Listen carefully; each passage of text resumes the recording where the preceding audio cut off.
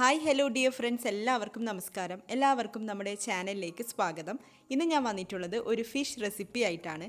Fish മോളിയാണ് കേട്ടോ ഇന്നത്തെ നമ്മുടെ റെസിപ്പി. അപ്പോൾ ചെറിയൊരു വീഡിയോ ആണ്, സ്കിപ്പ് ചെയ്യാതെ മുഴുവനായും കാണുക. വീഡിയോ കണ്ടിട്ട് നിങ്ങൾക്ക് ഇഷ്ടപ്പെടുകയാണെങ്കിൽ വീഡിയോ ലൈക്ക് ചെയ്യാനും മറ്റുള്ളവർക്ക് ഷെയർ ചെയ്ത് കൊടുക്കാനും മറക്കരുത്. അപ്പോൾ നമുക്ക് നോക്കാം എങ്ങനെയാണ് ഫിഷ് മോളി തയ്യാറാക്കുന്നത്. ആദ്യം നമുക്ക് മീനൊന്ന് ഫ്രൈ ചെയ്തെടുക്കണം. അപ്പോൾ അതിന് വേണ്ടിയിട്ടൊന്ന് മാരിനേറ്റ് ചെയ്തെടുക്കാൻ വേണ്ടിയിട്ട് 2 ടീസ്പൂൺ കുരുമുളക് പൊടി എടുത്തിട്ടുണ്ട്.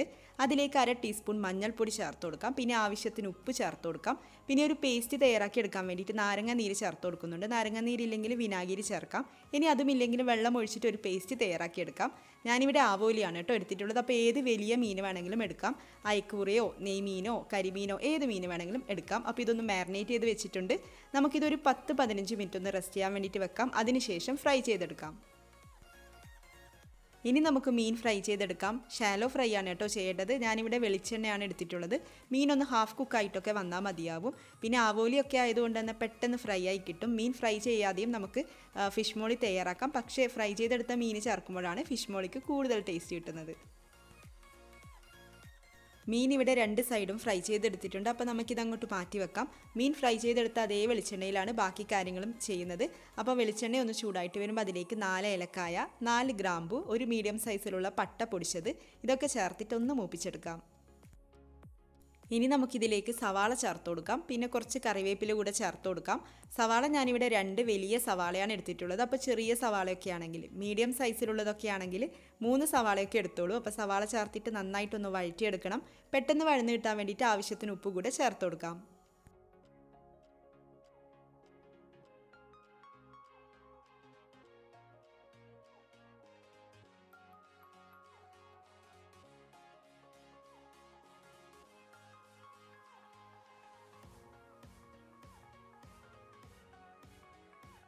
സവാളയൊന്ന് വാടി വന്നിട്ടുണ്ട്. അപ്പോൾ ഈ ഒരു സമയം നമുക്കിതിലേക്ക് 1 ടേബിൾ സ്പൂൺ ഇഞ്ചി വെളുത്തുള്ളി ചതച്ചത് ചേർത്ത് കൊടുക്കാം.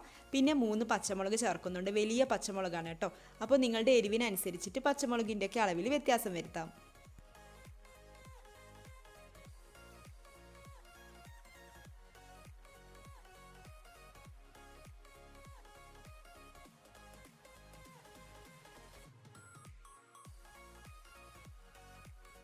സവാള ഇവിടെ നന്നായിട്ട് വഴന്ന് വന്നിട്ടുണ്ട്. ഇനി നമുക്കിതിലേക്ക് തക്കാളി ചേർത്ത് കൊടുക്കാം. 2 തക്കാളി ഇതുപോലെ വട്ടത്തിൽ അരിഞ്ഞിട്ട് ചേർത്ത് കൊടുക്കാം.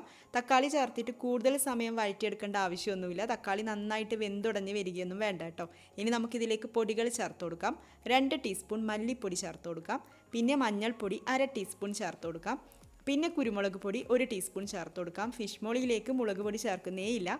അപ്പോൾ ഈ പൊടികളൊക്കെ ചേർത്തിട്ട് പൊടികളുടെയൊക്കെ റോസ്മെൽ മാറുന്നത് വരെ നന്നായിട്ടൊന്ന് വഴറ്റിയെടുക്കാം. പിന്നെ പൊടികളൊക്കെ ചേർത്തിട്ട് നന്നായിട്ട് വഴറ്റിയെടുത്തതിന് ശേഷം തക്കാളി ചേർക്കുന്നതാണെങ്കിൽ അങ്ങനെയും ചേർത്ത് കൊടുക്കാം.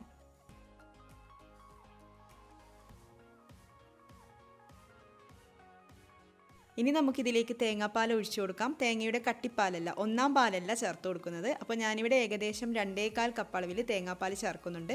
2 കപ്പിന് കുറച്ച് കൂടുതലാണ്. അപ്പോൾ 2.25 അളവിൽ തേങ്ങാപ്പാൽ ചേർത്തിട്ട് ഒന്ന് നന്നായിട്ട് മിക്സ് ചെയ്തെടുക്കാം. ഈ ഒരു സമയത്ത് നമുക്ക് ഉപ്പും എരിവൊക്കെ നോക്കാം. എരിവ് കുറവാണെങ്കിൽ കുരുമുളക് പൊടി ചേർത്ത് കൊടുക്കാം. ഉപ്പ് കുറച്ച് കുറവാണ്, അതുകൊണ്ട് ഉപ്പ് കുറച്ച് ചേർത്തിട്ടുണ്ട്. ഇനി നമുക്കിതൊന്ന് നന്നായിട്ട് തിളപ്പിച്ചെടുക്കാം.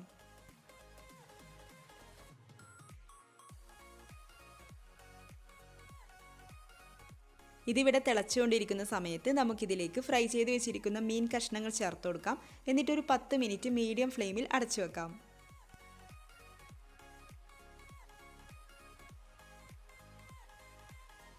ഇതിവിടെ 10 മിനിറ്റ് കഴിഞ്ഞിട്ടുണ്ട്. അപ്പോൾ തേങ്ങാപ്പാലിൽ കിടന്നിട്ട് മീൻ നന്നായിട്ട് വെന്ത് വന്നിട്ടുണ്ട്. മസാലയൊക്കെ നന്നായിട്ട് അങ്ങ് പിടിച്ച് വന്നിട്ടുണ്ട്. ഇളക്കി കൊടുക്കുകയൊന്നും വേണ്ട, ഇതുപോലെ ഒന്ന് ചുറ്റിച്ചു കൊടുത്താൽ മാത്രം മതിയാവും. ഇനി നമുക്കിതിലേക്ക് തേങ്ങയുടെ 1-ാം പാൽ, കട്ടിപ്പാൽ ചേർത്ത് കൊടുക്കാം. 1 കപ്പ് 1-ാം പാലാണ് കേട്ടോ ഞാൻ ചേർത്ത് കൊടുക്കുന്നത്. അപ്പോൾ നിങ്ങൾക്ക് ഗ്രേവി എത്രയാണോ ആവശ്യം അതിനനുസരിച്ചിട്ട് തേങ്ങാപ്പാലിൻ്റെ അളവിലൊക്കെ വ്യത്യാസം വരുത്താം. അപ്പോൾ ലാസ്റ്റായിട്ട് ഇതിലേക്ക് കുറച്ച് ഗരം മസാല ചേർത്ത് കൊടുക്കാം. 1/2 ടീസ്പൂൺ ഗരം മസാല ചേർക്കാം. പിന്നെ കുറച്ച് കറിവേപ്പില കൂടെ ചേർത്ത് കൊടുക്കാം. അപ്പോൾ തേങ്ങയുടെ 1-ാം പാൽ ചേർത്തിട്ട് നന്നായിട്ട് തിളപ്പിച്ചെടുക്കേണ്ട ആവശ്യമൊന്നുമില്ല. ഒന്ന് ചൂടാക്കിയെടുത്താൽ മാത്രം മതിയാവും. അതിനുശേഷം ഫ്ലെയിം ഓഫ് ചെയ്ത് കൊടുക്കാം. അപ്പോൾ എല്ലാവരും ഈ ഒരു റെസിപ്പി ഇഷ്ടപ്പെടുകയാണെങ്കിൽ ഒന്ന് ട്രൈ ചെയ്ത് നോക്കാനും നിങ്ങളുടെ അഭിപ്രായം കമൻസിലൂടെ അറിയിക്കാനും മറക്കരുത്. ഈ ഒരു വീഡിയോ ഇഷ്ടപ്പെട്ടെങ്കിൽ ചാനൽ ഒന്ന് സബ്സ്ക്രൈബ് ചെയ്യാനും മറക്കരുത്. ചാനൽ സബ്സ്ക്രൈബ് ചെയ്യുമ്പോൾ ബെല്ലൈക്കൺ ക്ലിക്ക് ചെയ്യണം. അതിൻ്റെ ഓപ്ഷൻസിൽ ഓൾ തന്നെ സെലക്ട് ചെയ്യാനും മറക്കരുത്. അങ്ങനെ ചെയ്താൽ മാത്രമേ ഞാൻ വീണ്ടും വീഡിയോസ് ഇടുമ്പോൾ നിങ്ങൾക്ക് നോട്ടിഫിക്കേഷൻ കിട്ടുകയുള്ളൂ. അപ്പോൾ ഇതുപോലുള്ള റെസിപ്പീസുമായിട്ട് നമുക്ക് വീണ്ടും കാണാം. താങ്ക്